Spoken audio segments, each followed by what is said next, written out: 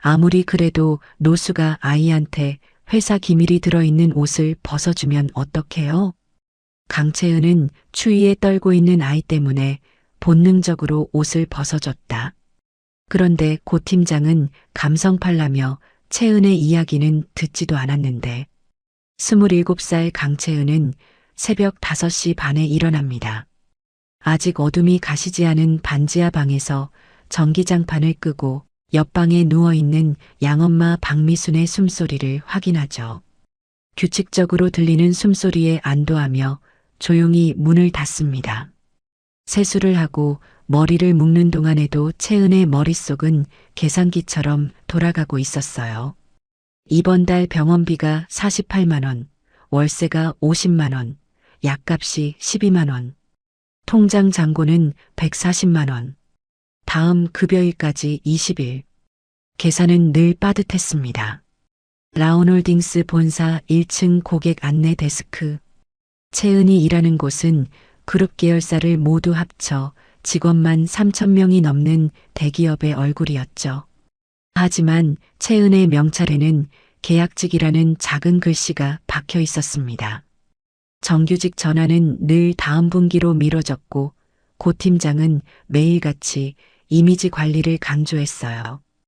유니폼의 주름 하나, 미소의 각도 하나까지 체크했습니다. 실적이 낮으면 계약 해지, 고객 응대가 불친절하면 계약 해지, 규정을 어기면 당연히 계약 해지였죠. 그날 아침도 평소처럼 버스 정류장으로 향했습니다. 영하 8도를 가리키는 전광판 아래 채은은 두툼한 회사 패딩을 여미며 버스를 기다렸어요. 라온홀딩스 로고가 크게 박힌 네이비색 외투는 무거웠지만 따뜻했습니다. 그때였습니다. 정류장 벤치 뒤편 가로등이 닿지 않는 어둠 속에서 작은 움직임이 보였죠. 채은은 무심코 그쪽으로 다가갔습니다. 6살쯤 되어 보이는 여자아이가 얇은 원피스 하나만 걸친 채 웅크리고 있었어요. 아이의 손은 파랗게 질려 있었고 입술은 보라빛으로 변해 있었습니다. 채은은 순간 숨이 막혔어요. 아이는 떨리는 목소리로 추워요라고만 반복했죠. 채은은 주변을 둘러봤습니다. 부모도 보호자도 보이지 않았어요. 새벽 6시 이 추운 날씨에 아이 혼자 버스 정류장 뒤편에 있다는 게 말이 되지 않았습니다. 어디 아파? 엄마 아빠는 어디 있어? 채은이 무릎을 꿇고 물었지만 아이는 고개를 저을 뿐이었습니다. 작은 입술이 떨리며 단어 몇 개만 나왔죠. 알아, 이름 알아예요. 삼촌이 조금 있으면 와요. 아이의 손을 만져본 채은은 깜짝 놀랐습니다. 얼음장처럼 차가웠어요. 이대로 둘 수 없었죠. 채은은 자신이 입고 있던 패딩 외투를 벗었습니다. 회사 규정상 유니폼은 근무 시간 외에 타인에게 양도하거나 분실하면 안 된다는 걸 알고 있었어요. 하지만 지금 그게 중요한 게 아니었습니다. 채은은 외투를 아이에게 입혔습니다. 아라라는 아이는 두툼한 외투 속으로 파고들며 조금씩 떨림을 멈췄죠. 삼촌 올 때까지 여기 있을게. 괜찮아. 채은은 얇은 블라우스만 입은 채 아이 옆에 앉았습니다. 칼바람이 목덜미를 파고들었지만 아이의 떨림이 잦아드는 게 느껴졌어요. 10분, 20분. 시간이 흘렀고 채은이 타야 할 버스가 왔다가 떠났습니다. 아이는 외투 속에서 조금씩 안정을 찾고 있었지만 여전히 보호자는 나타나지 않았어요. 채은은 핸드폰을 꺼내 119에 전화를 걸려다가 멈췄습니다. 아이가 삼촌이 온다고 했으니까요. 조금만 더 기다리기로 했죠. 결국 다음 버스를 탔을 때는 이미 출근 시간을 30분이나 넘긴 뒤였습니다. 채은은 눈이 내리기 시작한 거리를 얇은 블라우스 하나만 걸친 채 뛰어야 했어요. 회사에 도착했을 때 전신이 얼어붙은 것처럼 차가웠고 머리카락에는 눈송이가 녹아 물방울이 맺혀 있었습니다. 고 팀장은 이미 출근부에 지각 도장을 찍어 놓은 상태였죠. 강채은 씨, 이번이 이번 달 세 번째 지각입니다. 그리고 유니폼은 어디 있습니까? 채은은 떨리는 목소리로 상황을 설명했습니다. 추위에 떨던 아이 외투를 입혀준 일, 버스를 놓친 이유. 하지만 고 팀장의 표정은 차갑기만 했어요. 그게 지각의 이유가 됩니까? 유니폼 분실은 또 어떻게 설명하실 건가요? 계약서 32조에 명시된 대로 회사 자산인 유니폼을 무단으로 타인에게 양도한 건 중대한 위반 사항입니다. 채은은 할 말을 잃었습니다. 아이를 구했다는 말이 변명처럼 들렸어요. 고 팀장은 차갑게 말했죠. 인사팀에 보고하겠습니다. 오늘은 조퇴 처리하고 집에 가세요. 연락 기다리시고요. 그날 오후 인사팀은 버스 정류장의 CCTV 영상을 확인했습니다. 하지만 그들이 본 건 채은이 외투를 벗어 누군가에게 입히는 장면뿐이었어요. 어두운 새벽 영상 속에서 아이의 모습은 제대로 보이지 않았죠. 담당자는 보고서에 이렇게 적었습니다. 노숙자로 추정되는 인물에게 회사 유니폼을 유출, 이미지 실추 우려. 사흘 뒤 채은은 인사팀으로 호출됐습니다. 책상 위에는 이미 작성된 계약 해지 통보서가 놓여 있었어요. 강채은 씨 회사는 규정 위반과 이미지 실추를 이유로 계약을 해지하기로 결정했습니다. 하지만 그건 아이였어요. 6살짜리 아이가 추위에 떨고 있었다고요. 채은의 항변은 메아리처럼 사라졌습니다.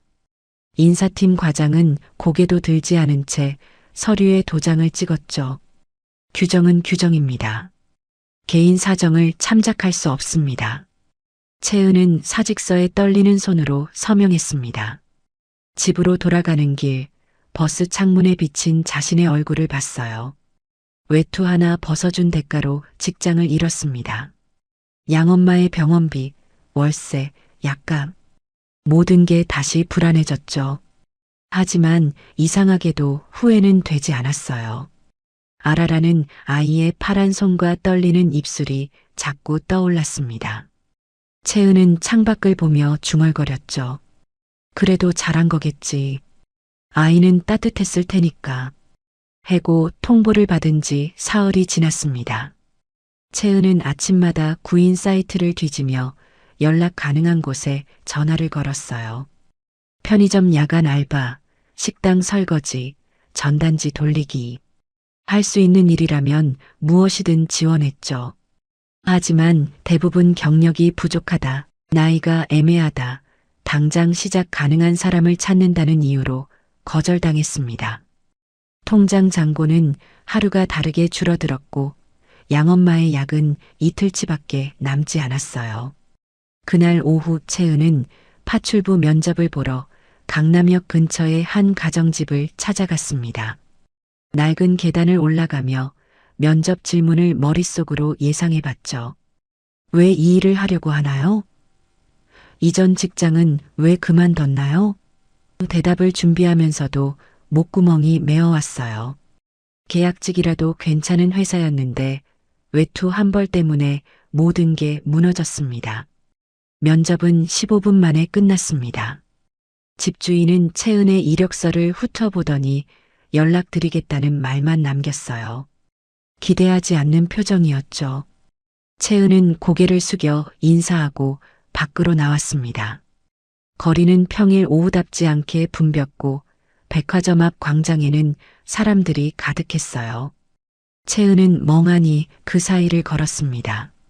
갈 곳도 할 일도 없었죠. 그저 집으로 돌아가 양엄마에게 오늘도 안 됐다고 말해야 한다는 생각만 무거웠습니다. 그때였습니다. 광장 한쪽에서 비명소리가 들렸어요. 사람들이 우르르 몰리며 무언가를 피하고 있었죠. 채은은 본능적으로 그쪽으로 고개를 돌렸습니다. 작은 아이가 넘어져 있었어요. 사람들 틈에 끼어 넘어진 아이는 숨을 헐떡이며 손으로 목을 감싸쥐고 있었습니다. 파란색 원피스를 입은 그 아이의 얼굴이 점점 창백해지고 있었죠.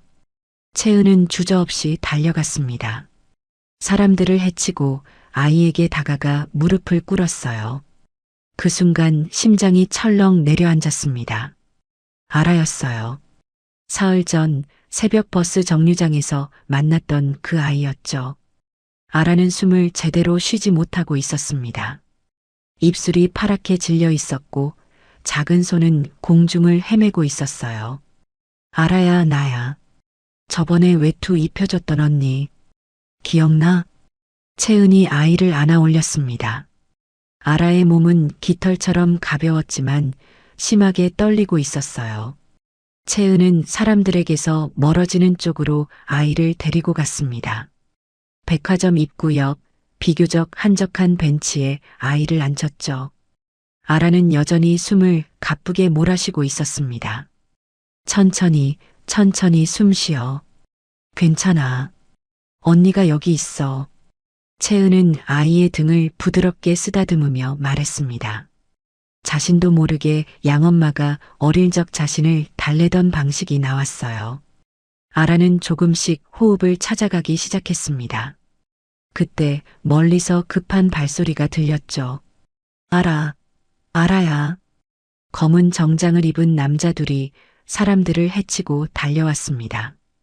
그 뒤로 덩치 큰 보디가드들이 따라왔어요. 채은은 순간 당황했지만 아이를 놓을 수 없었습니다. 남자들이 다가오자 아라가 작은 손을 내밀었죠. 박비서. 그리고 그 뒤에서 또 한 명이 나타났습니다. 50대 초반으로 보이는 남자였어요. 짙은 회색 코트를 입고 있었고 얼굴엔 다급함과 안도가 동시에 번졌습니다. 남자는 채은에게서 아라를 받아 안았죠. 아라야, 또 숨이 막혔어? 괜찮아, 삼촌이 왔어. 남자의 목소리는 떨리고 있었습니다. 아라를 꼭 껴안은 채 눈을 감았다가 떴어요. 그제야 남자는 채은을 봤습니다. 채은의 젖은 스니커즈, 해진 코트, 그리고 얼어붙은 손끝까지 한눈에 훌쳤죠. 그 시선이 묘하게 오래 머물렀습니다. 아라를 도와주셔서 감사합니다. 남자가 고개를 숙였습니다. 공손했지만 어딘가 무게감이 실린 목소리였어요. 채은은 황급히 손을 저었죠. 아니에요. 당연한 일이었어요. 그때 아라가 채은의 손을 잡았습니다. 작고 차가운 손이었어요. 삼촌, 이모가 또 살려줬어. 저번에도 추울 때도. 남자의 눈빛이 변했습니다.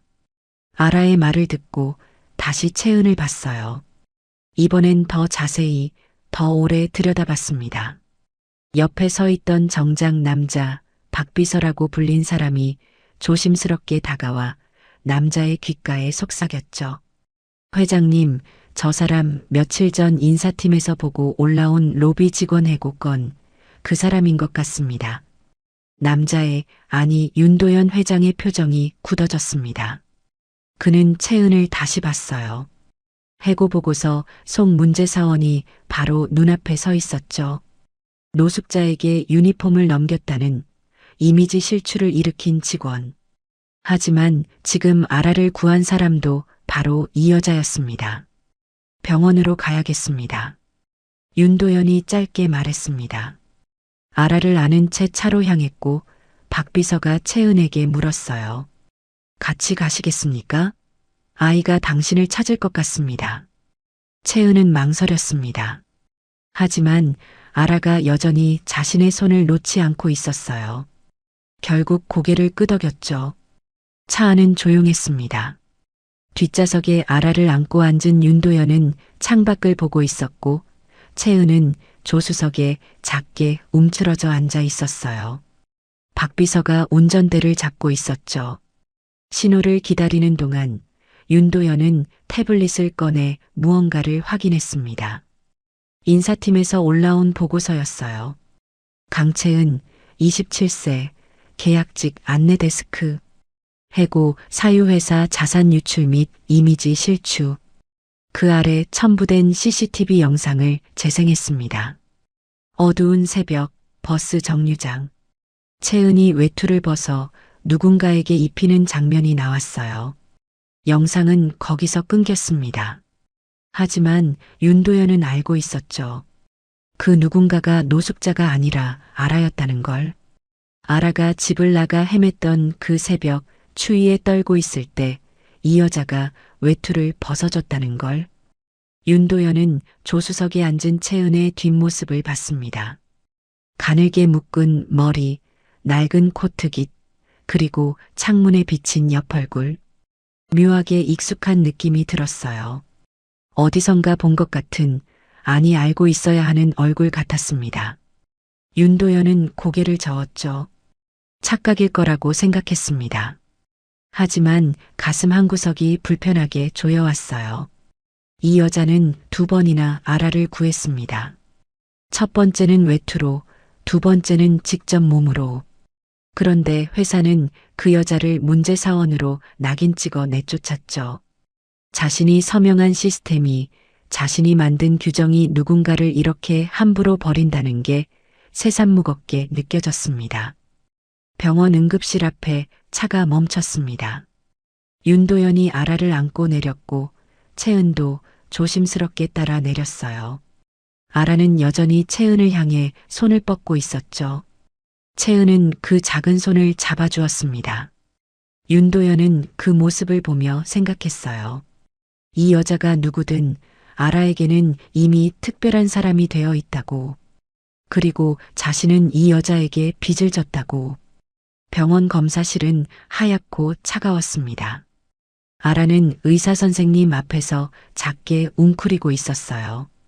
채은이 옆에 앉아 손을 잡아주자 그제야 조금 긴장이 풀린 듯 했죠.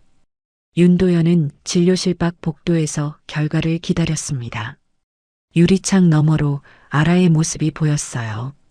6살 아이가 저렇게 작고 불안해 보일 수 있다는 게 가슴을 찔렀습니다. 30분 뒤 의사가 나왔습니다. 윤도현은 자리에서 일어났고 박 비서도 긴장한 표정으로 따라섰어요. 회장님, 검사 결과상 기질적인 문제는 없습니다. 심장이나 폐 기능 모두 정상 범위예요. 다만 의사는 잠시 말을 멈췄습니다. 차트를 넘기며 신중하게 단어를 골랐죠. 아이가 겪고 있는 건 불안성 호흡 발작입니다.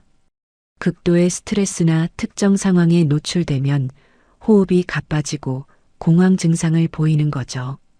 그리고 식이장애도 동반되어 있습니다. 또래 평균 체중보다 6kg이나 적게 나가요. 밥을 거의 먹지 않는다고 하던데 맞습니까?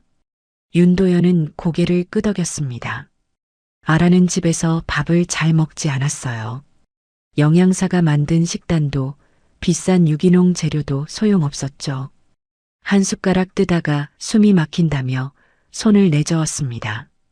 정신과 협진이 필요합니다. 아이에게 트라우마가 있는 것 같아요. 의사의 말에 윤도현의 얼굴이 굳어졌습니다. 트라우마. 그 단어는 윤도현 자신에게도 해당되는 말이었죠. 그는 묵묵히 고개를 숙였습니다. 정신과 상담실은 아이들을 위한 공간답게 밝은 색으로 꾸며져 있었어요. 하지만 그 안에서 나온 이야기는 전혀 밝지 않았습니다. 상담사는 아라가 그린 그림 몇 장을 윤도현에게 보여줬어요. 첫 번째 그림에는 엄청나게 큰 건물이 그려져 있었습니다. 건물 앞에 작은 사람 2명이 서 있었고 그 건물을 등지고 떠나는 사람 1명이 있었죠. 두 번째 그림은 더 어두웠습니다. 검은색 크레파스로 가득 칠해진 종이 한가운데 빨간 점이 찍혀 있었어요. 아이는 부모님의 사고 현장을 기억하고 있습니다. 정확히는 그 순간의 감정과 공포를 기억하고 있죠. 특정 장소나 소리, 이미지를 보면 그때의 감정이 되살아나는 겁니다. 상담사의 설명이 이어졌습니다. 윤도현은 그림을 내려다보며 숨을 참았어요. 아라의 엄마 자신의 여동생 윤지연이 떠올랐습니다.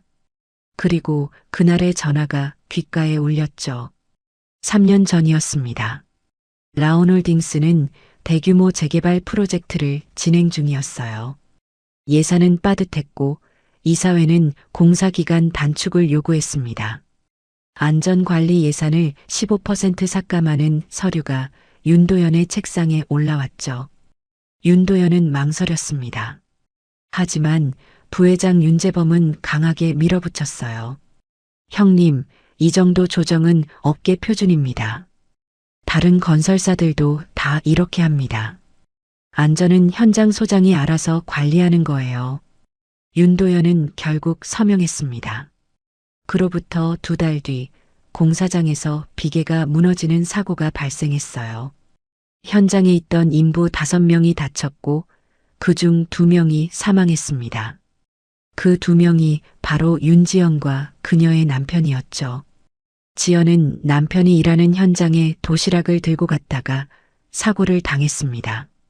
공식 발표는 불가항력적 사고였습니다. 갑작스러운 강풍, 노후된 자재, 현장 관리 소홀, 여러 원인이 복합적으로 작용했다고 했죠. 하지만 윤도현은 알고 있었어요. 안전 예산이 충분했다면, 자재 점검이 제대로 이뤄졌다면 비계는 무너지지 않았을 거라는 걸. 자신이 서명한 그 서류가 동생의 목숨을 앗아갔다는 걸. 아라는 그때 3살이었습니다.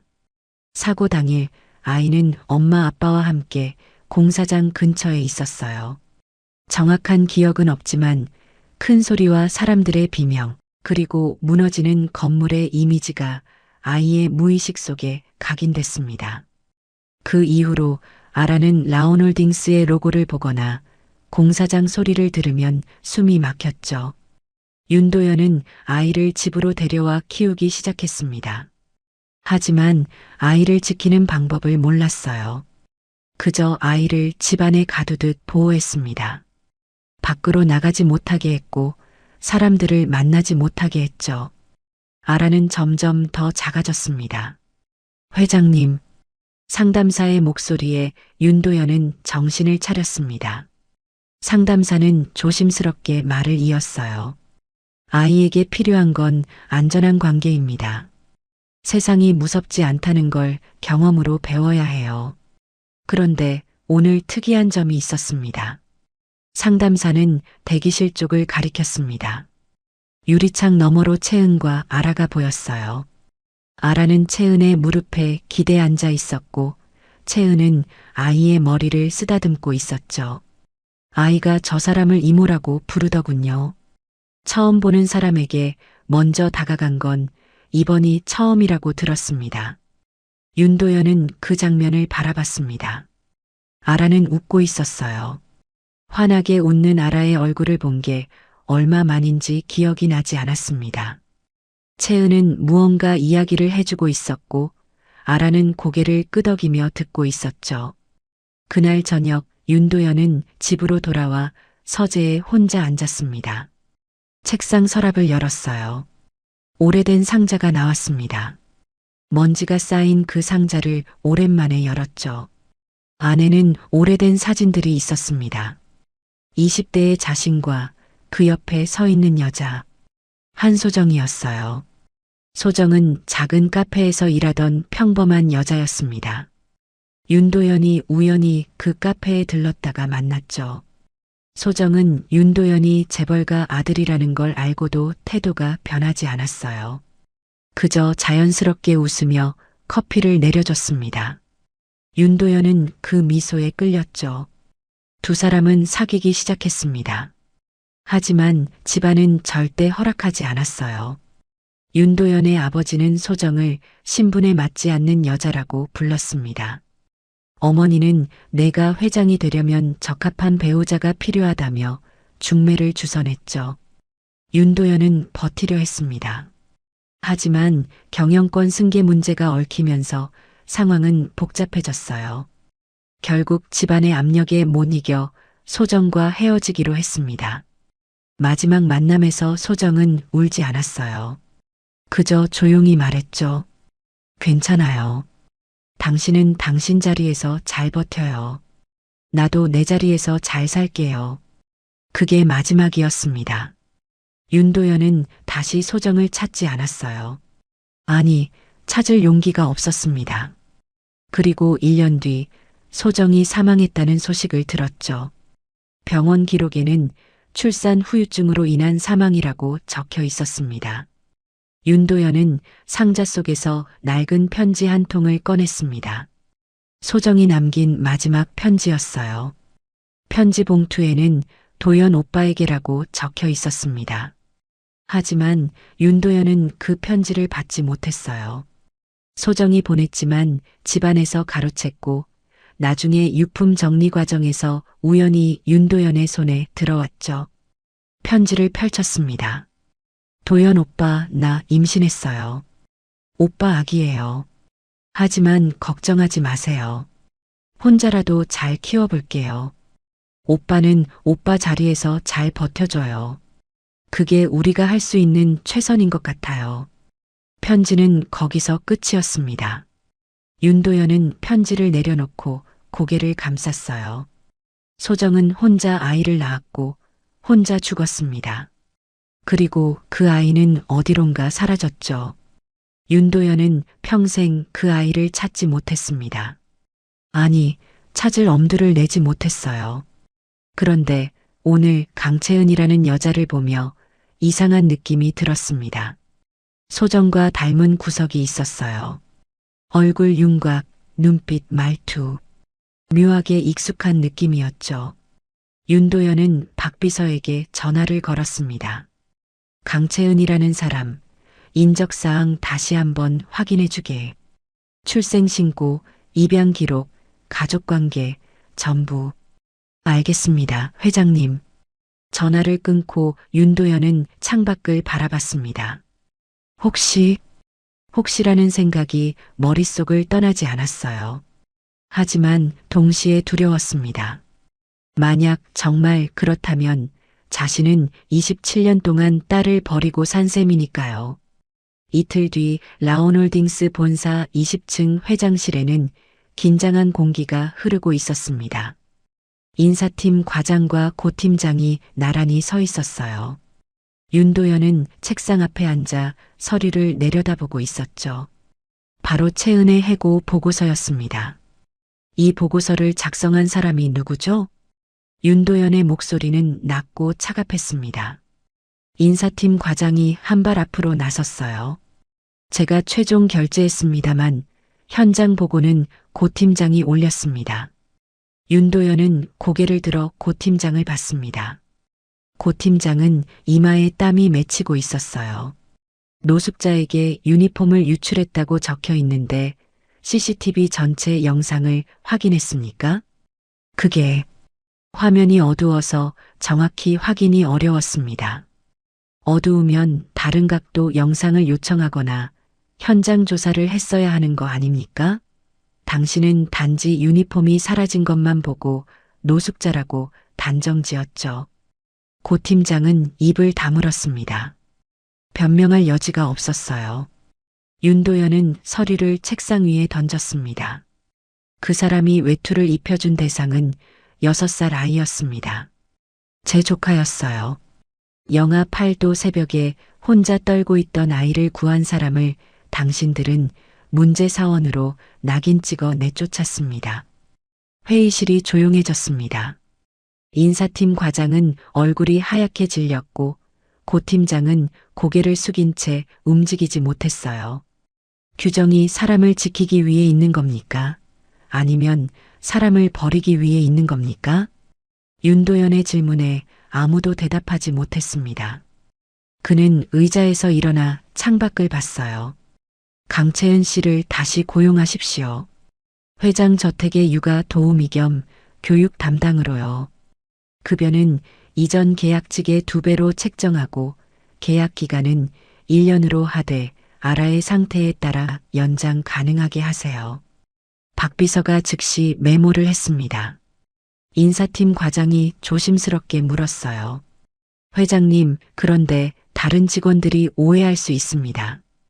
해고했다가 갑자기 회장님 댁으로 들어간다는 게 오해든 뭐든 상관없습니다.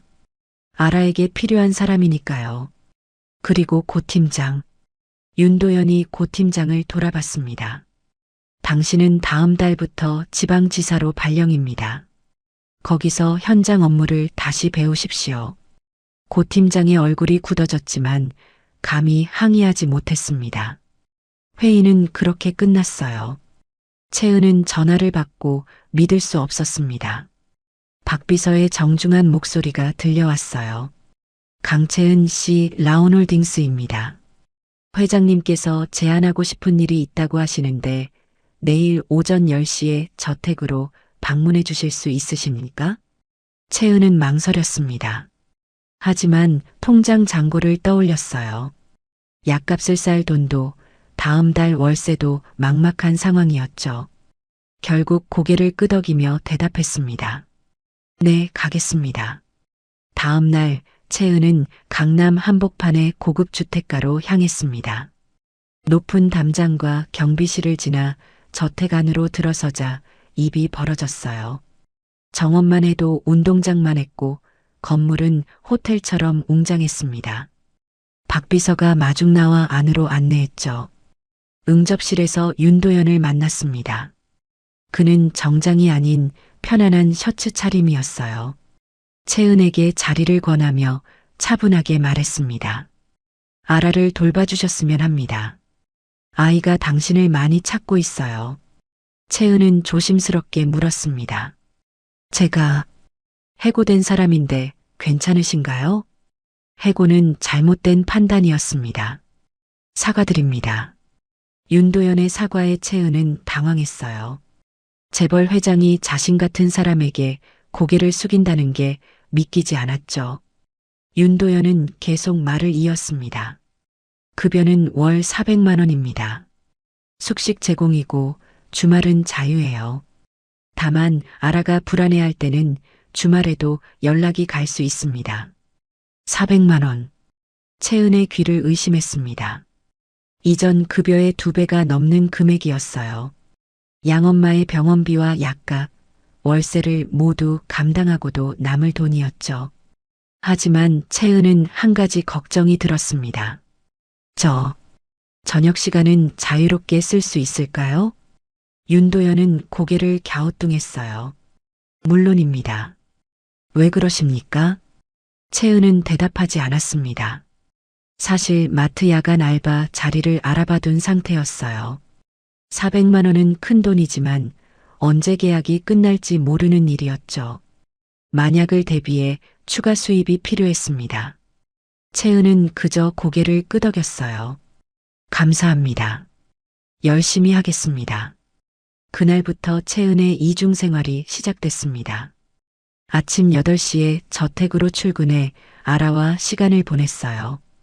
아라는 처음엔 조심스럽게 채은을 관찰했지만 점차 마음을 열기 시작했습니다. 채은이 동화책을 읽어주면 무릎에 기대 앉았고 함께 그림을 그리며 조용히 웃었죠. 가장 큰 문제는 식사였습니다. 아라는 밥을 거의 먹지 않았어요. 영양사가 정성껏 준비한 식단도 한두 숟가락 뜨다가 그만뒀죠. 채은은 며칠간 아이를 관찰했습니다. 아라는 음식이 많으면 부담스러워했고 새로운 음식은 두려워했어요. 그래서 채은은 다른 방법을 시도했습니다. 어느 날 점심 채은은 주방에서 간단한 김치볶음밥을 만들었습니다. 재료는 밥, 김치, 계란, 그리고 참기름이 전부였어요. 화려하지 않았지만 구수한 냄새가 났죠. 채은은 작은 그릇에 담아 아라 앞에 놓았습니다. 이모가 어릴 때 제일 좋아했던 거야. 우리 아라도 한번 먹어볼래? 아라는 숟가락을 들었습니다. 조심스럽게 한 입 떠서 입에 넣었어요. 씹다가 멈췄죠. 그리고 다시 한 숟가락 떴습니다. 채은은 아무 말 없이 지켜봤어요. 강요하지 않았습니다. 아라는 천천히 하지만 멈추지 않고 밥을 먹기 시작했습니다. 윤도현은 복도 끝에서 그 장면을 지켜보고 있었습니다. 아라가 그릇을 비우는 모습을 보며 가슴이 뜨거워졌어요. 3년 동안 아이에게 해주지 못한 걸 저 여자는 일주일 만에 해냈습니다. 윤도현은 조용히 뒤로 물러섰죠. 방해하고 싶지 않았습니다. 하지만 회사에서는 다른 시선들이 있었습니다. 부회장 윤재범은 비서를 통해 채은의 고용 소식을 들었어요. 그는 차가운 미소를 지었습니다. 해고했던 여직원을 갑자기 회장 저택으로 들인다? 재미있군. 윤재범의 비서가 조심스럽게 물었습니다. 조사해 볼까요? 당연하지. 강채은이라는 여자 배경 조사부터 시작해. 가족관계, 학력, 과거 이력 전부. 그리고 형님이 왜 갑자기 저 여자에게 관심을 갖는지 알아봐. 윤재범은 창밖을 내다봤습니다. 후계 구도는 아직 확정되지 않았어요. 윤도현에게는 직계 자식이 없었고 아라는 여동생의 딸일 뿐이었죠. 만약 윤도현이 누군가와 결혼하거나 자식을 인정한다면 모든 게 달라집니다. 윤재범은 그걸 경계하고 있었어요. 채은은 그런 시선들을 알지 못했습니다. 저녁 6시 아라가 잠들면 조용히 저택을 나와 마트로 향했어요. 밤 10시부터 새벽 2시까지 계산대에 앉아 일했습니다. 피곤했지만 참을 만했죠. 새벽 2시 반에 집에 도착하면 양엄마가 깨어 있었어요. 채은아, 너무 무리하지 마라. 괜찮아요, 엄마. 이 정도는 할 수 있어요. 채은은 웃으며 대답했습니다. 하지만 양엄마는 알고 있었어요. 딸이 얼마나 버티고 있는지를. 박미수는 채은이 방으로 들어간 뒤 조용히 한숨을 쉬었습니다. 채은의 방 책상 서랍 깊은 곳에는 낡은 봉투 하나가 숨겨져 있었습니다. 채은은 가끔 그 봉투를 꺼내봤어요. 안에는 흑백 사진 한 장과 편지 한 통이 들어 있었죠. 사진 속 여자는 젊고 아름다웠습니다. 채은과 닮은 구석이 있었어요. 편지는 짧았습니다. 도연 오빠에게 미안해요. 그리고 고마워요. 우리 아이를 부탁해요. 채은은 어릴 때부터 이 편지를 품고 살았습니다. 양엄마가 내 엄마가 남긴 거야라며 건네준 유일한 유품이었어요. 도연이라는 이름, 그 이름이 누구인지 평생 궁금했지만 찾을 수 없었습니다. 그저 어딘가에 자신을 낳아준 아버지가 있을 거라는 희미한 기대만 품고 살았죠. 채은은 편지를 다시 봉투에 넣었습니다. 그리고 서랍을 닫았어요. 지금은 생각할 여유가 없었습니다. 양엄마를 지키고 아라를 돌보고 일을 해내는 것. 그게 지금 해야 할 전부였죠. 채은은 불을 끄고 잠자리에 들었습니다. 내일도 긴 하루가 기다리고 있었어요. 채은이 살던 동네는 오래된 주택과 고시원이 빼곡히 들어선 곳이었습니다. 좁은 골목길, 낡은 건물, 반지하와 옥탑방이 다닥다닥 붙어 있는 풍경이었죠. 채은과 양엄마가 사는 반지하도 그중 하나였어요. 습기가 차고 햇빛이 잘 들지 않았지만 둘에게는 10년 넘게 지켜온 보금자리였습니다. 그런데 석 달 전부터 동네 곳곳에 현수막이 걸리기 시작했어요. 라온건설 재개발 사업 예정지, 쾌적한 주거 환경 조성. 빨간 글씨로 쓰인 현수막을 볼 때마다 채은은 불안했습니다. 재개발이 되면 이곳 사람들은 어디로 가야 할까요? 보상금으로 다른 곳에 집을 구할 수 있을까요? 채은은 부동산에 몇 번 알아봤지만 보상금으로는 턱없이 부족했어요. 어느 날 아침 우편함에 철거 예고 통지서가 들어왔습니다. 오는 3월 15일부터 본격적인 철거 작업이 시작됩니다. 해당 일자까지 2주를 완료하시기 바랍니다. 채은은 통지서를 들고 멍하니 서 있었어요. 3월 15일은 2주일 뒤였습니다. 저택에서 아라를 돌보는 동안에도 채은의 머릿속은 복잡했습니다. 이사갈 곳을 알아봐야 했고, 짐을 정리해야 했고, 양엄마를 안전하게 옮길 방법도 생각해야 했어요. 아라는 채은의 표정이 어둡다는 걸 눈치챘습니다. 이모, 무슨 걱정 있어? 채은은 고개를 저으며 웃었습니다. 아니야, 알아. 이모는 괜찮아. 하지만 아라는 계속 채은의 손을 잡고 놓지 않았어요. 작은 손이 따뜻했습니다. 채은은 아이를 안아주며 생각했죠. 이 아이도 불안을 안고 살고 있는데 자신의 걱정을 보여서는 안 된다고. 3월 14일 채은은 윤도현에게 휴가를 요청했습니다. 내일부터 이사를 시작해야 한다고 말했어요. 윤도현은 잠시 고민하다가 물었습니다. 도움이 필요하십니까? 이사 업체를 연결해 드릴 수 있습니다. 채은은 고개를 저었습니다. 괜찮습니다. 제가 할 수 있어요. 윤도현은 더 이상 묻지 않았습니다. 하지만 박 비서에게 조용히 지시했어요. 강채은 씨 동네가 어디인지 확인해봐. 혹시 우리 계열사 재개발 지역이면 보상 문제를 점검하고. 그날 저녁 채은은 집으로 돌아와 짐을 정리하기 시작했습니다. 양엄마는 침대에 앉아 딸이 짐을 싸는 모습을 지켜봤어요.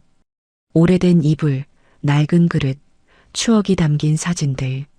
하나하나 박스에 담으며 채은은 눈물이 날 것 같았습니다. 이 좁은 집이지만 양엄마와 함께한 모든 순간이 여기 있었어요. 채은아. 양엄마가 조용히 불렀습니다. 엄마 때문에 고생이다. 미안하구나. 채은은 고개를 저으며 양엄마 곁으로 갔습니다. 무슨 말씀이세요? 엄마가 없었으면 저는 여기까지 오지도 못했어요. 두 사람은 한동안 말없이 앉아 있었습니다. 창밖으로 동네 풍경이 보였어요. 낡았지만 정든 곳이었죠. 다음 날 아침 일찍 채은은 양엄마를 깨우려다 멈칫했습니다. 밤새 잠을 설친 듯 양엄마의 얼굴이 유난히 창백했어요. 숨소리도 가빠 보였습니다. 채은은 이마에 손을 대봤죠. 열은 없었지만 뭔가 불안했습니다. 엄마, 오늘 병원부터 갈까요? 괜찮다. 이사부터 하자. 병원은 나중에 가도 돼. 양엄마는 손을 저었지만 채은은 마음이 놓이지 않았습니다. 결국 양엄마를 침대에 눕히고 혼자 짐을 정리하기로 했어요. 아침 8시 채은은 박스를 들고 밖으로 나갔습니다. 그때였습니다. 골목 저편에서 사이렌 소리가 들렸어요. 소방차였습니다. 채은은 심장이 철렁했죠. 소방차가 향한 곳은 바로 옆 골목, 고시원이 밀집한 지역이었습니다.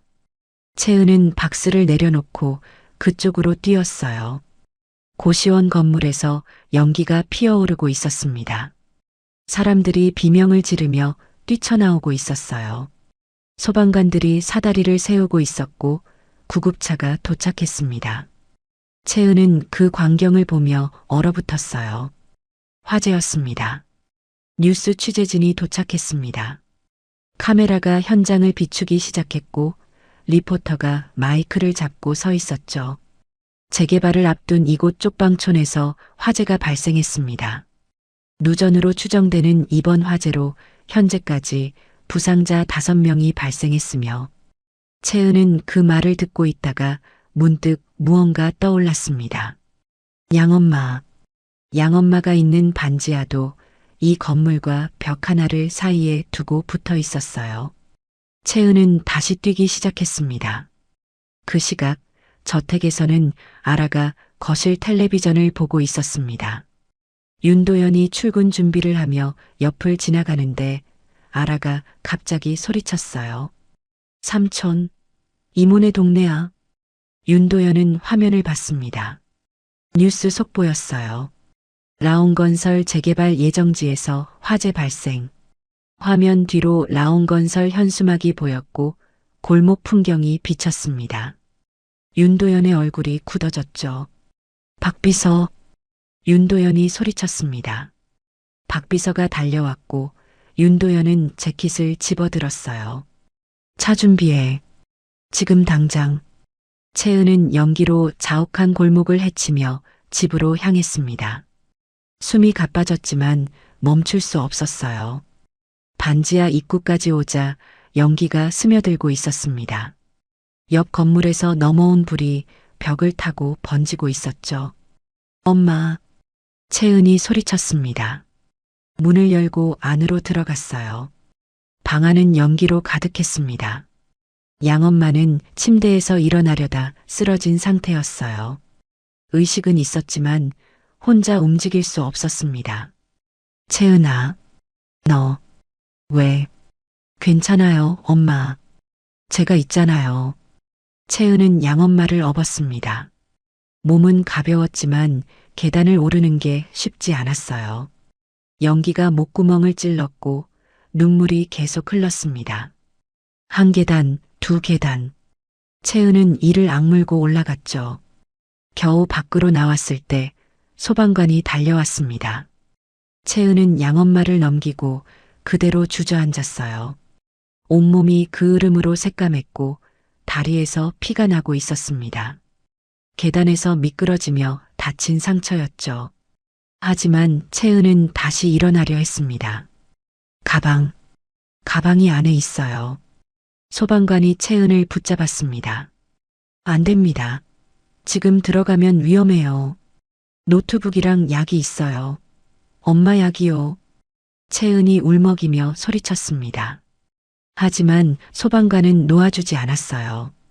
그때 다른 소방관 한 명이 건물 안으로 들어갔습니다. 1분쯤 지나 그가 가방을 들고 나왔어요. 채은은 그 가방을 받아 안고 눈물을 흘렸습니다. 뉴스 카메라가 그 장면을 포착했습니다. 연기 자욱한 골목, 그을음으로 범벅이 된 젊은 여자가 노인을 업고 나오는 장면. 그리고 다시 들어가려 몸부림치는 모습. 화면 하단에는 자막이 떴어요. 재개발 예정지 화재, 딸이 어머니 구출. 그리고 화면 뒤로 라온홀딩스 로고가 선명하게 보였습니다. 재개발 현수막이 바람에 흔들리고 있었죠. 구급차에 양엄마가 실렸습니다. 채은도 함께 타려는데 한 취재진이 다가왔어요. 혹시 인터뷰 가능하십니까? 어머니를 구하신 건데. 채은은 고개를 저었습니다. 죄송합니다. 지금은. 바로 그때 검은색 세단 한 대가 골목 입구에 멈춰 섰습니다. 차에서 윤도현이 내렸어요. 그는 현장을 둘러봤습니다. 무너진 건물, 소방호스, 사람들의 울음소리, 그리고 구급차 앞에 서 있는 채은. 윤도현은 채은에게 다가갔습니다. 채은의 얼굴은 그을음으로 뒤덮여 있었고 옷은 찢어져 있었어요. 다리에서는 피가 흐르고 있었죠. 윤도현은 말없이 자신의 코트를 벗어 채은의 어깨에 걸쳤습니다. 병원 가십시오. 제 차로 모시겠습니다. 채은은 고개를 들어 윤도현을 봤습니다. 왜 여기 있는지 물으려다 말았어요. 너무 지쳐 있었습니다. 그저 고개를 끄덕일 뿐이었죠. 윤도현은 박비서에게 지시했습니다. 양쪽 다 우리 병원 VIP 병실로 옮겨. 그리고 재개발 담당 이사 전부 소집해. 지금 당장. 박비서가 전화기를 꺼냈습니다. 윤도현은 무너진 건물을 다시 봤어요. 라온건설 현수막이 불에 그을려 있었습니다. 그 옆으로 사람들이 터전을 잃고 울고 있었죠. 윤도현은 3년 전 공사장 사고를 떠올렸습니다. 그때도 이랬었어요. 자신이 서명한 서류, 줄인 예산, 그리고 그 결과로 무너진 비계. 여동생 부부가 죽고 아라가 고아가 됐습니다. 그리고 지금 또다시 같은 일이 반복되고 있었어요. 재개발이라는 이름으로, 이윤이라는 명목으로 누군가의 삶이 무너지고 있었습니다. 차 안에서 채은은 창밖을 봤습니다. 자신이 살던 골목이 연기에 휩싸여 있었어요. 10년 넘게 살았던 집, 양엄마와 함께 웃고 울었던 공간이 사라지고 있었습니다. 채은은 눈을 감았어요. 눈물이 흘러내렸지만 닦지 않았습니다. 윤도현은 백미러로 채은을 봤습니다. 그을음 자국이 남은 얼굴, 떨리는 어깨, 그리고 꼭 쥔 낡은 가방. 자신의 결정들이 이 여자를, 이 동네를, 얼마나 많은 사람들을 벼랑 끝으로 내몰았는지 뼈저리게 느껴졌습니다. 병원에 도착했습니다. 양엄마는 산소 마스크를 쓰고 응급실로 들어갔어요. 채은도 치료를 받아야 했지만 양엄마 걱정에 한시도 가만히 있지 못했습니다. 윤도현은 채은을 진료실로 데려갔어요. 먼저 치료부터 받으십시오. 어머니는 제가 챙기겠습니다. 채은은 윤도현을 봤습니다. 왜 이렇게까지 해주는지 이해할 수 없었어요. 자신은 그저 해고됐다가 다시 고용된 직원일 뿐인데 윤도현은 채은의 눈빛을 읽은 듯 조용히 말했습니다. 당신은 아라를 2번 구했습니다. 이건 그에 대한 최소한의 보답입니다. 채은은 더 이상 거부하지 않았습니다. 의사가 다리 상처를 치료했고 연기로 손상된 목을 검사했어요. 다행히 큰 부상은 없었습니다. 하지만 몸 곳곳에 타박상과 화상 자국이 남아 있었죠. 치료를 마치고 나왔을 때 복도에 텔레비전이 켜져 있었습니다. 저녁 뉴스였어요. 앵커가 오늘의 주요 뉴스를 전하고 있었죠. 라온건설의 재개발 예정지에서 발생한 화재로 15명이 부상을 입었습니다. 이 중 한 여성이 거동이 불편한 어머니를 구하기 위해 불길 속으로 뛰어든 장면이 화제가 되고 있는데요. 화면에 채은의 모습이 나왔습니다. 양엄마를 업고 나오는 장면, 가방을 받아 안고 오는 장면, 그리고 뒤로 보이는 라온홀딩스 로고와 재개발 현수막. 윤도현은 화면을 보며 주먹을 쥐었습니다. 이번에는 달라야 했어요. 이번에는 덮지 않고 도망치지 않고 책임을 져야 했습니다. 윤도현은 박 비서에게 전화를 걸었죠. 내일 아침 8시 재개발 프로젝트 전면 재검토 회의를 소집해 건설 계열사 대표이사부터 현장 책임자까지 전부 참석시켜. 알겠습니다, 회장님. 윤도현은 전화를 끊고 창밖을 봤습니다. 서울 야경이 반짝이고 있었어요.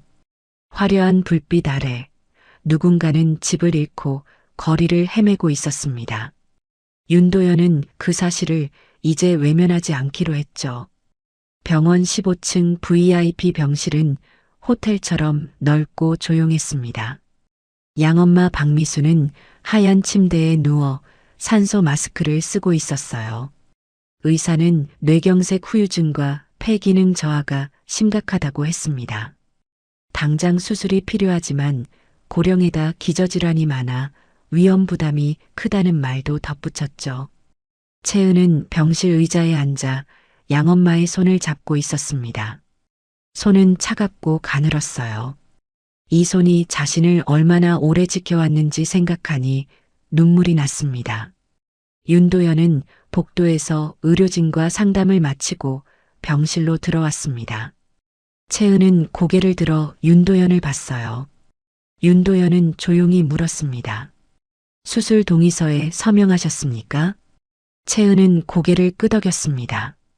다른 선택지가 없었어요. 수술을 하지 않으면 양엄마는 더 악화될 뿐이었죠. 윤도현은 창가로 가서 밖을 내다봤습니다. 무거운 침묵이 흘렀어요.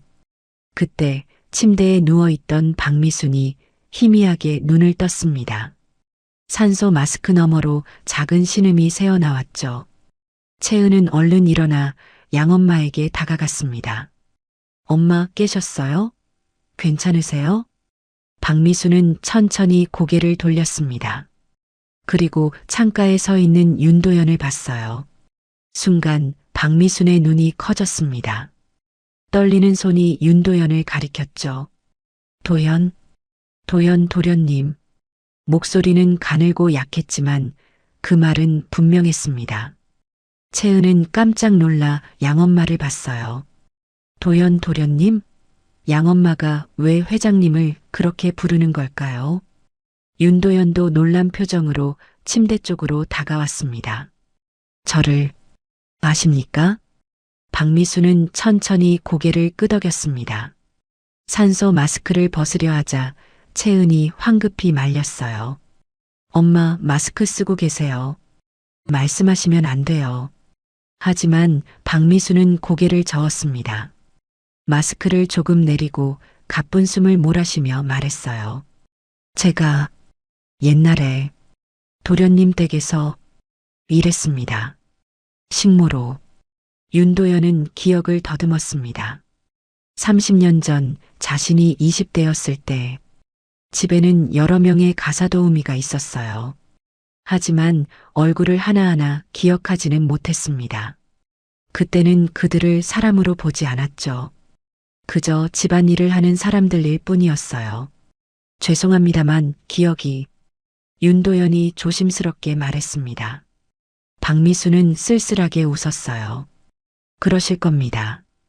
저는 그저 식모였으니까요. 하지만 저는 기억합니다.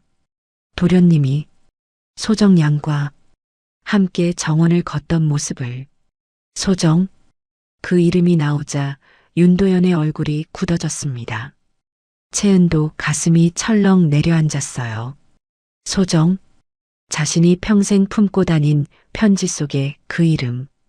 박미수는 계속 말을 이었습니다. 소정양, 착한 아가씨였습니다. 도련님을 정말 좋아했죠. 하지만 댁에서는 인정하지 않았습니다. 그래서 소정양은 쫓겨났어요. 윤도현은 숨이 막혔습니다. 30년 전 그날이 떠올랐어요. 소정이 집 앞에서 울고 있던 모습, 아버지가 다시는 오지 말라고 소리치던 목소리. 자신은 그때 아무것도 하지 못했습니다. 그저 2층 창문에서 지켜볼 뿐이었죠. 그때 소정양은 아기를 가지고 있었습니다. 박미순의 말에 채은은 가슴이 쿵 내려앉았습니다. 아기, 양엄마가 왜 그 이야기를 하는 걸까요? 박미수는 채은을 봤어요. 눈에 눈물이 고였습니다. 채은아, 미안하다. 엄마가 너한테 거짓말했구나. 너는 소정양이 딸이야. 채은은 말을 잃었습니다. 머릿속이 하얗게 변했어요. 소정양의 딸. 그렇다면 도련님은. 채은은 천천히 윤도현을 돌아봤습니다. 윤도현도 채은을 보고 있었어요. 두 사람의 시선이 공중에서 얽혔습니다. 박미수는 힘겹게 말을 계속했습니다. 소정양은 집에서 쫓겨난 뒤 혼자 아기를 낳았습니다. 힘들게, 너무 힘들게. 그러다가 채은이가 2살 때 돌아가셨어요. 저는 그때 우연히 소정양을 다시 만났습니다. 동네 시장에서 아기를 안고 떠돌고 있었죠. 채은의 눈에서 눈물이 흘러내렸습니다. 양엄마의 이야기를 들으며 자신의 과거가 조각조각 맞춰지고 있었어요.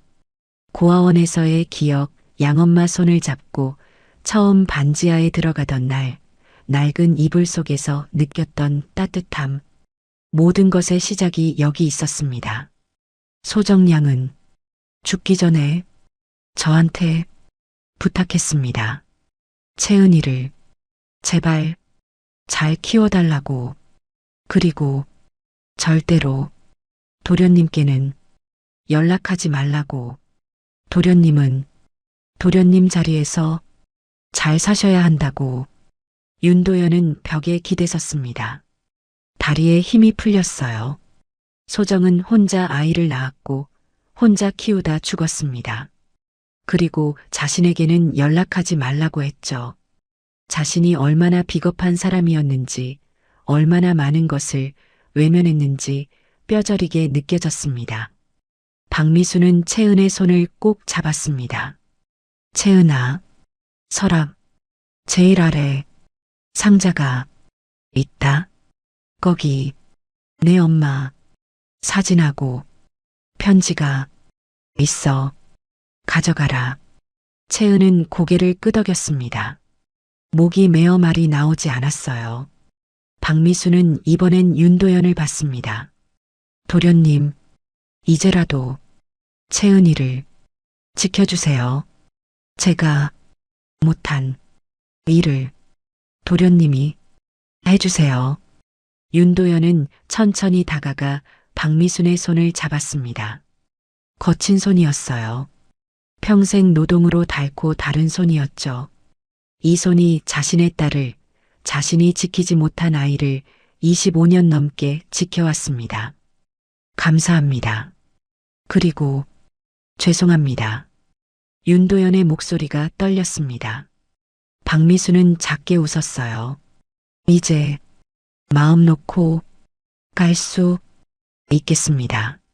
채은아, 엄마, 사랑한다. 엄마, 채은이 울먹였습니다. 박미수는 눈을 감았어요. 산소 마스크를 다시 쓰고 천천히 호흡을 고르기 시작했습니다. 간호사가 들어와 상태를 확인했고 채은과 윤도현은 병실 밖으로 나왔습니다. 복도는 조용했습니다. 두 사람은 아무 말 없이 서 있었어요. 채은은 벽에 등을 기대고 주저앉았습니다. 윤도현은 창가에 서서 주먹을 쥐었죠. 오랜 침묵 끝에 윤도현이 먼저 입을 열었습니다. 확인이 필요합니다. 채은은 고개를 들었어요. 유전자 검사를 하고 싶습니다. 당신이 정말 내 딸인지. 채은은 웃음이 나왔습니다. 쓴웃음이었어요. 확인이 필요하세요? 양엄마 말씀으로는 부족한가요? 그게 아닙니다. 나는 확실히 하고 싶습니다. 이제라도 제대로 책임지고 싶어요. 윤도현의 목소리는 간절했습니다. 채은은 한참을 생각하다가 고개를 끄덕였어요. 좋아요. 확인하세요. 저도 알고 싶으니까요. 제 진짜 아버지가 누군지. 다음 날 두 사람은 검사를 받았습니다. 간단한 체열이었어요. 결과는 일주일 뒤에 나온다고 했습니다.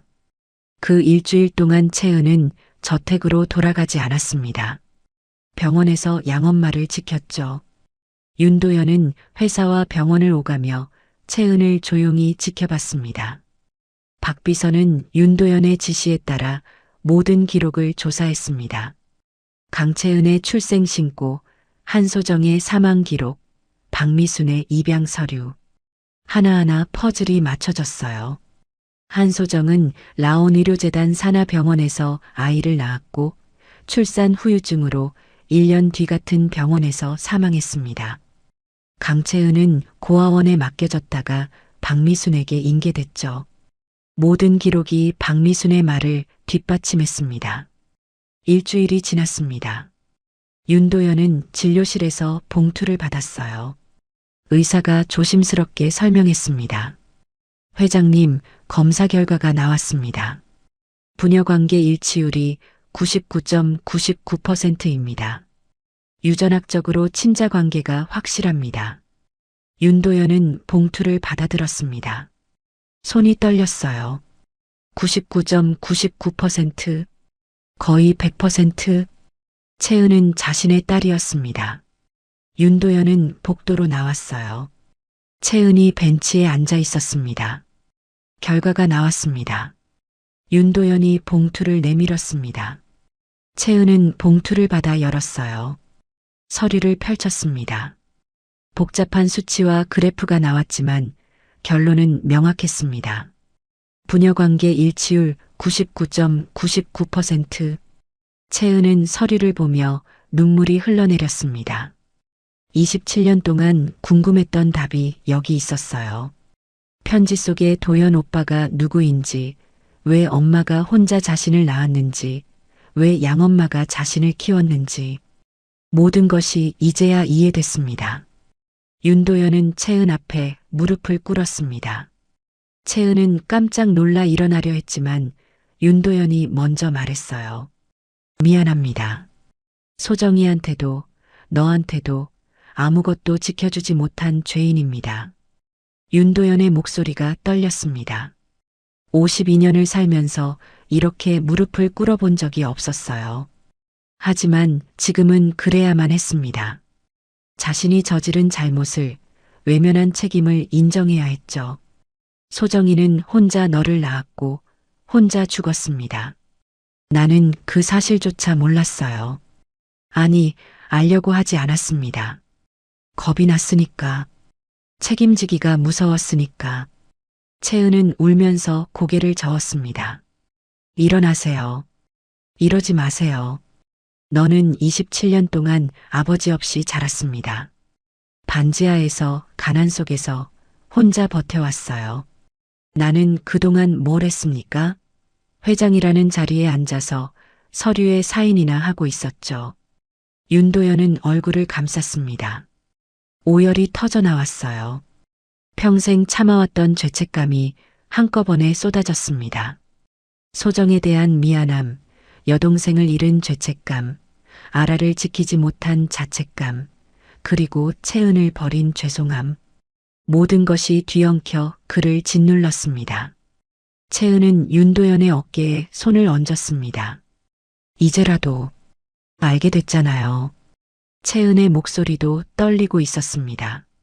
분노와 서운함, 그리고 묘한 안도감이 뒤섞여 있었어요. 27년 만에 아버지를 찾았습니다. 하지만 그 아버지는 자신을 버린 사람이었죠. 채은은 복잡한 감정을 삼키며 말했습니다. 양엄마한테 가요. 양엄마한테 말씀드려야 해요. 확인됐다고. 두 사람은 일어나 병실로 향했습니다. 박미수는 여전히 산소 마스크를 쓰고 누워 있었어요. 채은은 양엄마의 손을 잡고 속삭였습니다. 엄마, 나 아빠 찾았어. 박미수는 희미하게 눈을 떴습니다. 채은과 윤도현을 번갈아 보며 작게 고개를 끄덕였어요. 그리고 두 사람의 손을 함께 잡아주었습니다. 차갑고 가는 손이었지만 그 손길은 따뜻했습니다. 박미수는 입술을 움직였어요. 이제 둘이서 서로 지켜줘. 유전자 검사 결과가 나온 지 이틀 뒤 라온홀딩스 본사 이사회의실은 무거운 긴장감으로 가득 찼습니다. 대형 테이블을 중심으로 15명의 이사들이 둘러앉아 있었어요. 윤도현은 상석에 앉아 서류 한 장을 내려다보고 있었습니다. 검사 결과지였죠. 옆자리에는 부회장 윤재범이 팔짱을 낀 채 앉아 있었어요. 오늘 긴급 이사회를 소집한 이유는 개인적인 사안 때문입니다. 윤도현이 입을 열었습니다. 이사들은 서로 눈빛을 교환했어요. 개인적인 사안으로 이사회를 여는 일은 거의 없었죠. 윤도현은 검사 결과지를 테이블 위에 놓았습니다. 제게 딸이 있습니다. 강채은, 27세. 유전자 검사 결과 친자 관계가 확인됐습니다. 회의실이 순식간에 술렁거렸습니다. 이사들은 놀란 표정으로 서로를 봤어요. 재무이사가 조심스럽게 물었습니다. 회장님, 그렇다면 혼인 관계는? 혼의 자식입니다. 윤도현의 대답에 회의실이 조용해졌습니다.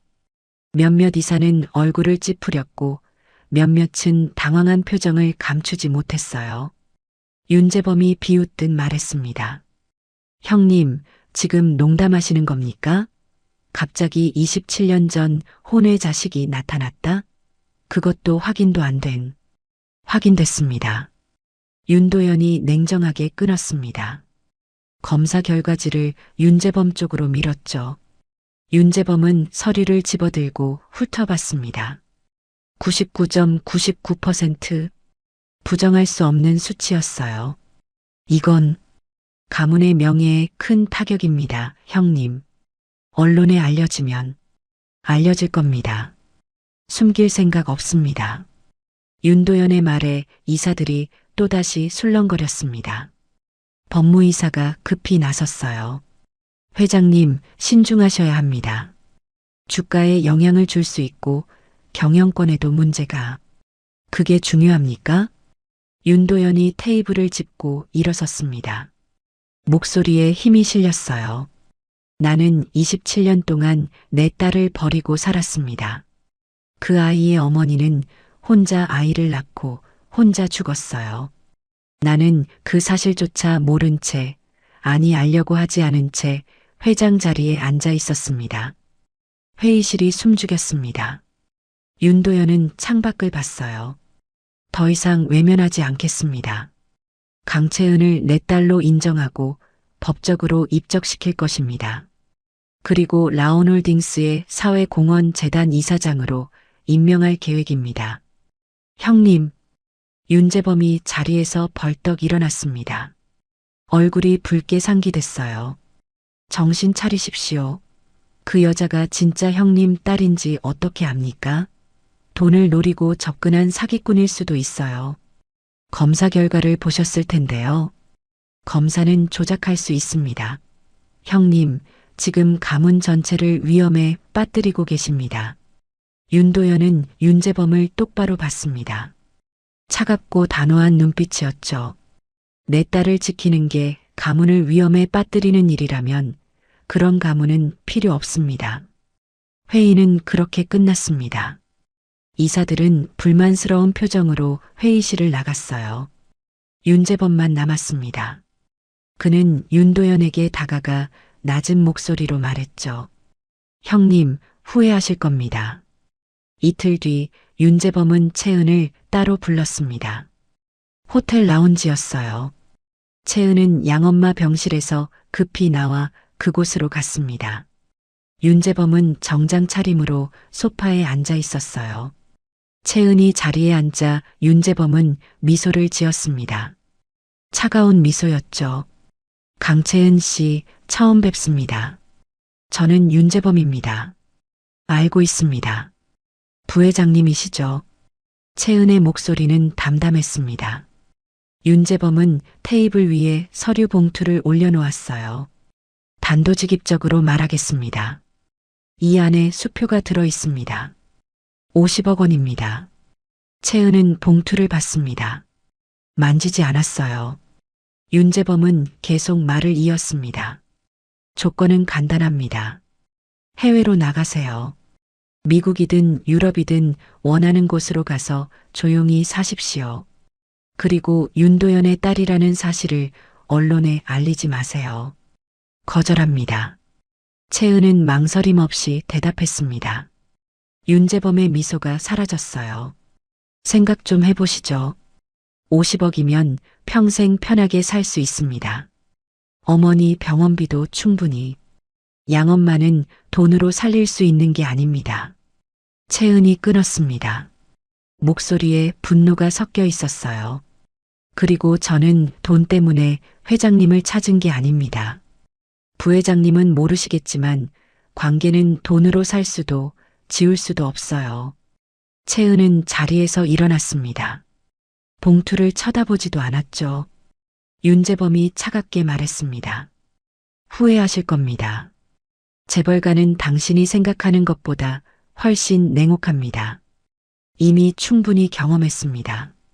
외투 하나 벗어줬다고 해고당하는 게 재벌가 아니었나요?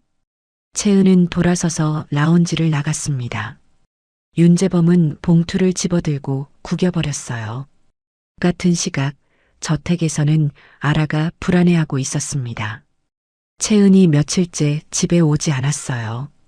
윤도현이 이모는 중요한 일이 있어서 병원에 있다고 설명했지만 아라는 믿지 못했습니다. 이모가 사라질까봐 무서웠죠. 삼촌, 이모 안 오는 거야? 이모가 우리 집에서 쫓겨나는 거야? 아라가 울먹이며 물었습니다. 윤도현은 아이를 안아 올렸어요. 아니야, 아라. 이모는 안 떠나. 절대로. 거짓말이야. 다들 떠나.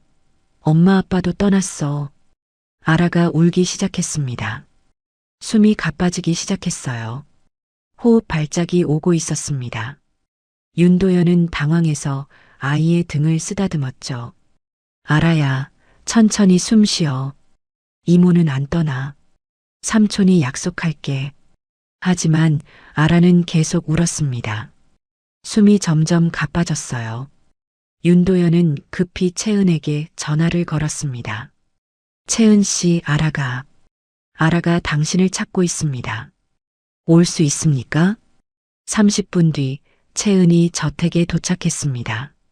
아라는 채은을 보자마자 달려와 안겼어요. 이모, 이모. 아라야, 미안해.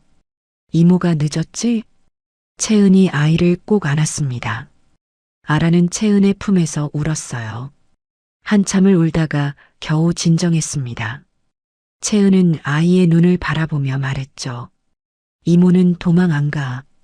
누구처럼 도망 안 가. 이모는 여기 있을 거야. 아라는 고개를 끄덕였습니다. 채은의 손을 꼭 잡고 놓지 않았어요. 윤도현은 그 모습을 보며 결심했습니다. 더 이상 미룰 수 없었어요. 일주일 뒤 공개 이사회가 열렸습니다. 주주들과 언론까지 참석한 자리였어요. 윤도현은 단상에 섰습니다. 플래시가 터졌고 카메라가 그를 향했죠. 오늘 중요한 발표를 하려 합니다. 윤도현의 목소리가 회의장에 울렸습니다. 저에게는 27년 전 잃어버린 딸이 있습니다. 제 잘못으로, 제 비겁함으로 버렸던 딸입니다. 하지만 이제 찾았습니다. 회의장이 술렁거렸습니다. 기자들이 메모를 하기 시작했어요. 윤도현은 계속 말을 이었습니다.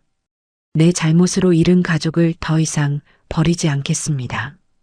윤도현의 선언에 회의장이 조용해졌습니다.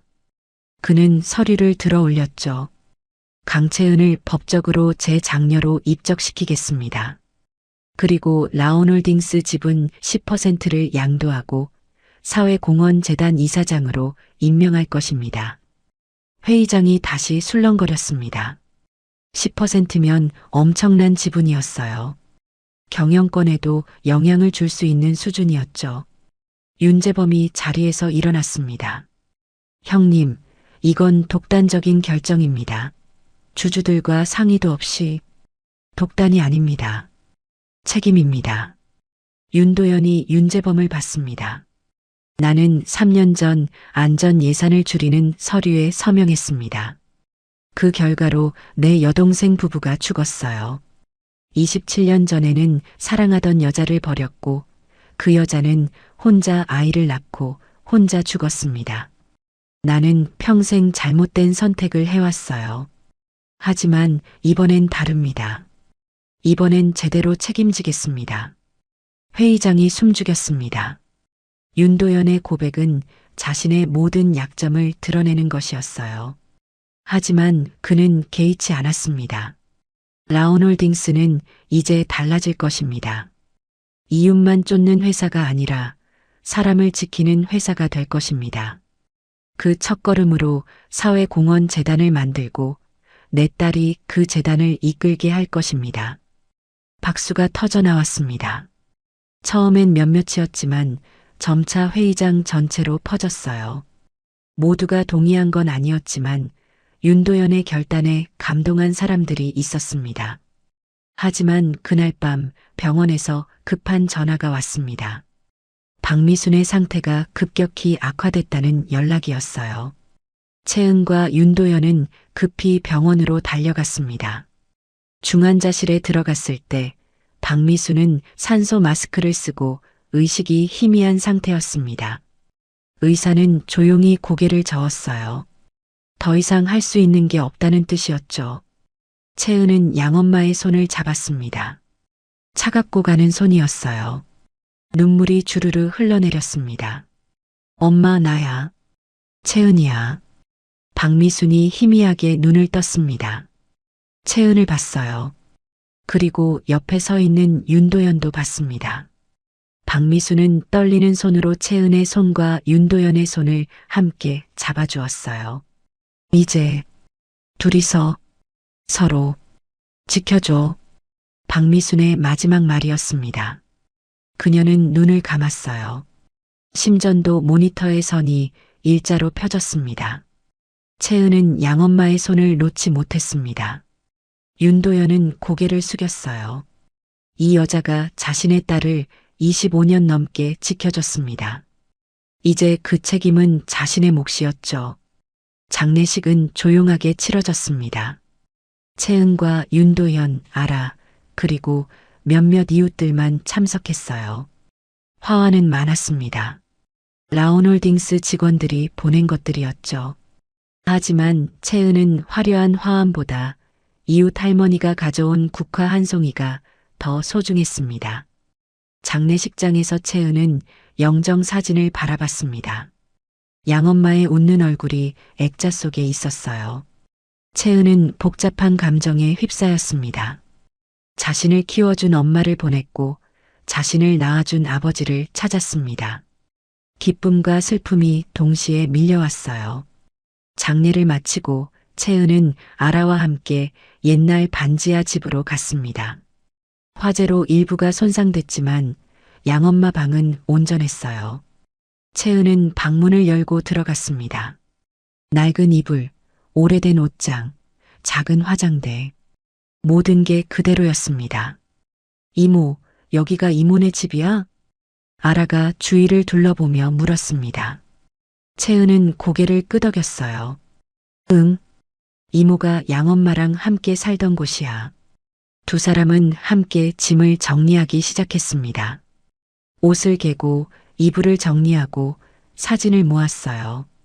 채은은 서랍을 열다가 낡은 전기장판을 발견했습니다. 겨울마다 양엄마가 켜주던 장판이었죠. 채은은 그걸 꺼내 안았습니다. 엄마가 남긴 따뜻함을 다른 사람에게 나눠줄 거야. 채은이 중얼거렸습니다. 아라가 채은의 손을 잡았어요. 이모, 그게 무슨 말이야? 양엄마처럼 따뜻한 사람이 되고 싶다는 거야. 추운 사람한테 외투 입혀주고, 배고픈 사람한테 밥 해주고, 혼자인 사람한테 가족이 되어주는 거.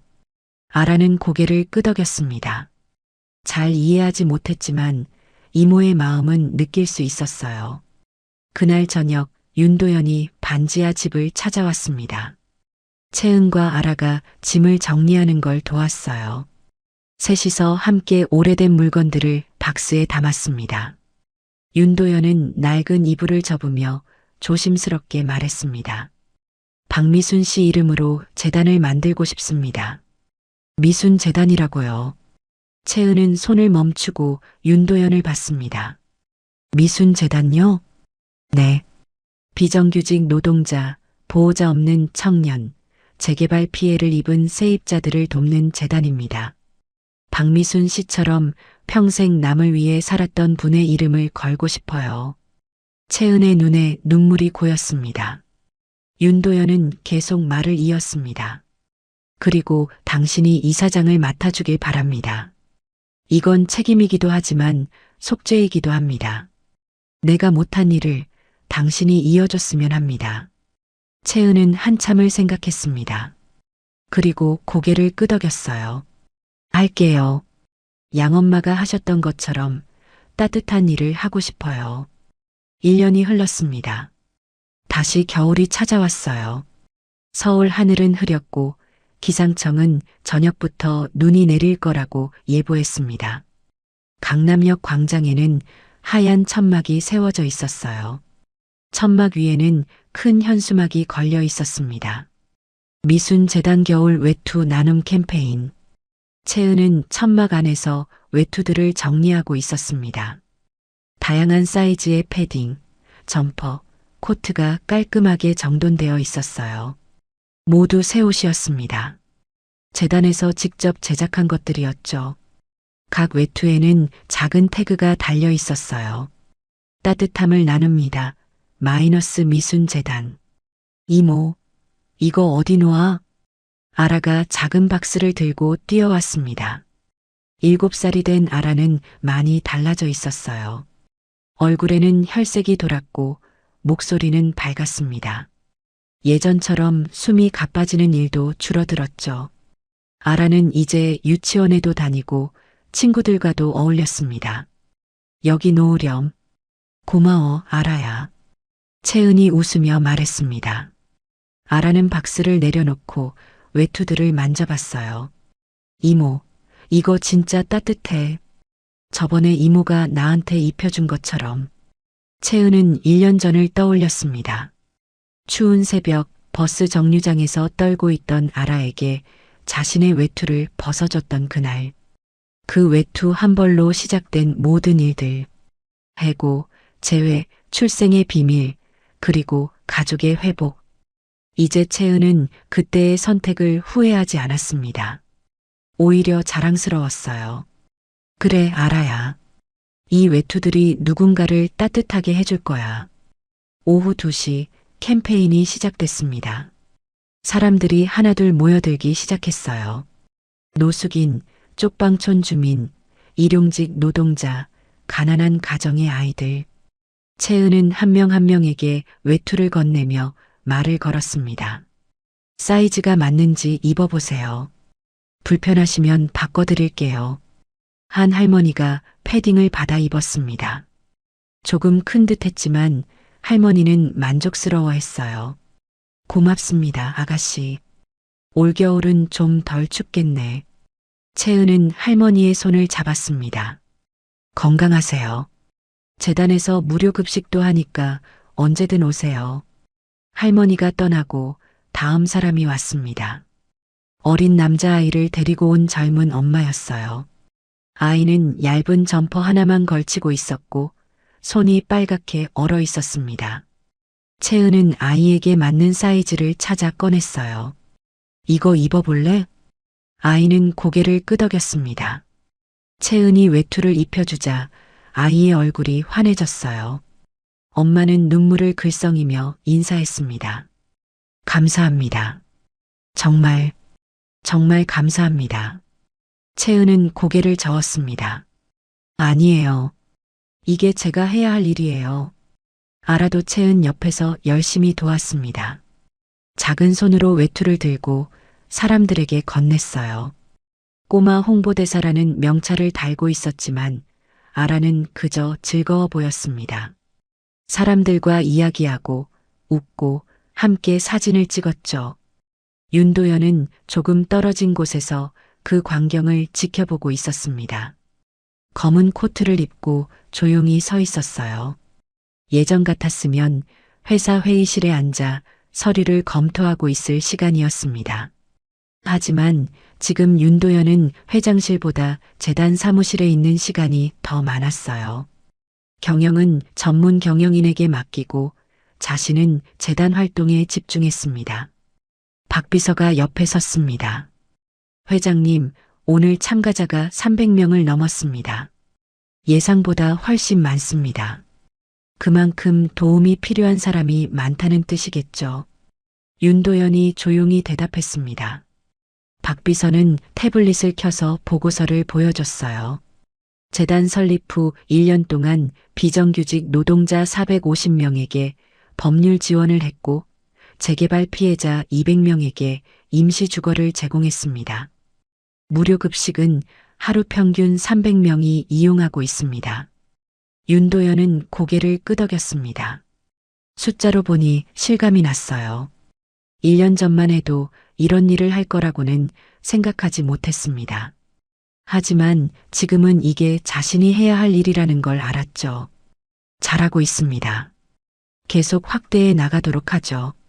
재단 본부는 강남이 아니라 구로에 있었습니다. 일부러 서민들이 많이 사는 지역을 택했어요. 건물 로비에는 3장의 사진이 나란히 걸려 있었습니다. 첫 번째는 윤지연, 윤도현의 여동생이었어요. 환하게 웃고 있는 젊은 여자의 모습이었습니다. 두 번째는 한소정, 채은의 생모였죠. 카페 앞에서 찍은 흑백 사진이었습니다. 세 번째는 박미순, 채은을 키운 양엄마였어요. 반지하 집 앞에서 찍은 사진이었습니다. 사진 아래에는 작은 명패가 있었어요. 이 세 분에게서 배운 책임과 사랑이 미순 재단의 방향입니다. 윤도현은 가끔 그 사진들 앞에 서서 한참을 바라봤습니다. 자신이 지키지 못한 사람들, 자신 때문에 고통받은 사람들. 하지만 이제는 도망치지 않았어요. 그들의 이름을 걸고 그들이 원했던 일을 하고 있었습니다. 캠페인이 끝날 무렵 기자 몇 명이 인터뷰를 요청했습니다. 채은은 카메라 앞에 섰어요. 1년 전만 해도 카메라 앞에 서는 게 어색했지만 이제는 익숙했습니다. 강채은 이사장님, 미순재단의 이름은 어떻게 지으신 겁니까? 기자가 물었습니다. 채은은 잠시 생각하다가 대답했어요. 저를 키워주신 어머니 이름입니다. 박미순 씨는 평생 남을 위해 사셨어요. 자신은 가난했지만 저 같은 아이를 걷어 키우셨죠. 그분의 따뜻함을 이어가고 싶어서 이 이름을 지었습니다. 앞으로의 계획은 무엇입니까? 더 많은 사람들에게 손을 내밀고 싶습니다. 외투만이 아니라 일자리도, 집도, 희망도 함께 나누고 싶어요. 인터뷰가 끝나고 채은은 천막을 정리하기 시작했습니다. 아라가 옆에서 도왔어요. 외투는 거의 다 나눠졌고 몇 벌만 남아 있었습니다. 채은은 그중 하나를 집어들었어요. 라온홀딩스 로고가 새겨진 네이비색 패딩이었습니다. 1년 전 자신이 아라에게 입혔던 그 외투와 똑같은 디자인이었죠. 이모, 이거 이모 거야? 아라가 물었습니다. 채은은 고개를 저었어요. 아니야. 이것도 누군가에게 줄 거야. 바로 그때 한 여자가 천막으로 다가왔습니다. 20대 후반으로 보이는 여자였어요. 얇은 코트를 입고 있었고 손에는 작은 아이를 데리고 있었습니다. 여자는 조심스럽게 물었죠. 저 아직 받을 수 있나요? 채은은 웃으며 고개를 끄덕였습니다. 물론이죠. 사이즈가 어떻게 되세요? 여자는 안도한 표정을 지었습니다. 채은은 남은 외투 중 하나를 꺼내 여자에게 건넸어요. 여자가 입어보니 딱 맞았습니다. 아이에게도 작은 외투를 입혔죠. 여자는 거듭 감사 인사를 했습니다. 정말 고맙습니다. 올겨울 어떻게 보내나 걱정했는데 괜찮아요. 힘드실 때 언제든 재단으로 오세요. 도와드릴게요. 여자와 아이가 떠난 후 채은은 빈 천막을 바라봤습니다. 오늘 300명 넘는 사람들이 외투를 받아갔어요. 300개의 따뜻함이 퍼져나간 거였습니다. 채은은 가슴이 뿌듯했어요. 저녁이 되자 눈이 내리기 시작했습니다. 작은 눈송이들이 하늘에서 내려왔어요. 채은, 아라, 윤도현 셋은 함께 차에 올랐습니다. 집으로 돌아가는 길이었죠. 차 안은 따뜻하고 조용했습니다. 아라는 뒷좌석에 앉아 창밖을 보고 있었어요. 눈이 쌓여가는 거리를 신기한 듯 바라봤습니다. 채은은 조수석에 앉아 있었고 윤도현이 운전대를 잡고 있었죠. 오늘 수고 많았습니다. 윤도현이 말했습니다. 채은은 고개를 저었어요. 아니에요. 저야말로 감사하죠. 이런 일을 할 수 있게 해주셔서 내가 할 일을 당신이 대신하고 있는 겁니다. 두 사람은 잠시 침묵했습니다. 1년이 지났지만 여전히 서먹한 구석이 있었어요. 아버지와 딸 회장과 이사장, 가해자와 피해자. 그 사이의 관계는 복잡했습니다. 하지만 조금씩 나아지고 있었죠. 한편 라온홀딩스에서는 큰 변화가 있었습니다. 윤재범이 구속됐어요. 재개발 비리와 안전 예산 축소 서류 조작 사건이 검찰 조사로 드러났습니다. 윤재범은 지난 10년간 여러 건설 프로젝트에서 비자금을 조성하고 안전관리 예산을 축소해 차익을 챙겼어요. 그 과정에서 많은 사고가 발생했고 사람들이 다쳤습니다. 윤도현은 직접 검찰에 자료를 제출했습니다. 사촌이었지만 가족이라는 이유로 덮지 않았어요. 이사회는 반발했지만 윤도현은 굽히지 않았습니다. 가족이라도 책임을 져야 합니다. 그게 진짜 가족을 지키는 일입니다. 윤도현의 말에 이사회는 결국 동의했습니다. 윤재범이 구속되면서 라온홀딩스는 대대적인 개혁을 시작했어요. 안전관리 시스템을 강화하고 비정규직 처우를 개선하고 사회공헌 예산을 늘렸습니다. 주가는 일시적으로 흔들렸지만 곧 회복했어요. 오히려 기업 이미지가 좋아지면서 장기적으로는 긍정적인 평가를 받았습니다. 차가 저택 앞에 멈췄습니다. 눈은 계속 내리고 있었어요. 셋은 차에서 내려 현관으로 향했습니다. 아라가 갑자기 채은의 손을 잡고 말했어요. 이모, 나도 나중에 커서 외투 나눠주는 사람 될래. 채은은 아라를 내려다봤습니다. 아이의 눈은 반짝이고 있었어요. 채은은 무릎을 꿇고 아라와 눈높이를 맞췄습니다.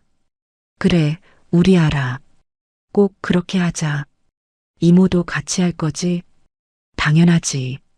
우리 둘이 같이 하는 거야. 이모가 먼저 배웠던 따뜻함이니까. 아라는 환하게 웃었습니다. 윤도현은 두 사람을 바라보며 조용히 미소 지었어요. 1년 전만 해도 상상할 수 없던 장면이었습니다. 자신의 딸과 조카가 함께 웃고 있고 자신도 그 옆에 서 있다는 게 집 안으로 들어가자 따뜻한 공기가 감쌌습니다. 아라는 신발을 벗고 안으로 뛰어 들어갔어요.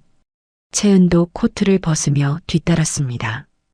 윤도현은 현관에서 잠시 멈춰 섰어요. 거실에서 웃고 떠드는 소리가 들렸습니다. 집이 살아있는 것 같았어요. 윤도현은 3년 전을 떠올렸습니다. 여동생 부부가 죽고 아라를 데려온 그날. 집은 너무 조용했어요. 아이는 울지도 않고 말도 하지 않았습니다. 윤도현 자신도 무너질 것 같았죠. 하지만 지금은 달랐습니다. 집 안에는 웃음소리가 있었고 따뜻함이 있었고 가족이 있었어요. 저녁 식사 시간이었습니다. 세 사람은 식탁에 둘러앉았어요. 채은이 만든 김치찌개와 밥이 차려졌습니다. 화려하지 않았지만 구수하고 따뜻한 음식이었죠. 아라는 숟가락을 들고 맛있게 먹기 시작했습니다. 예전처럼 밥을 거부하지 않았어요.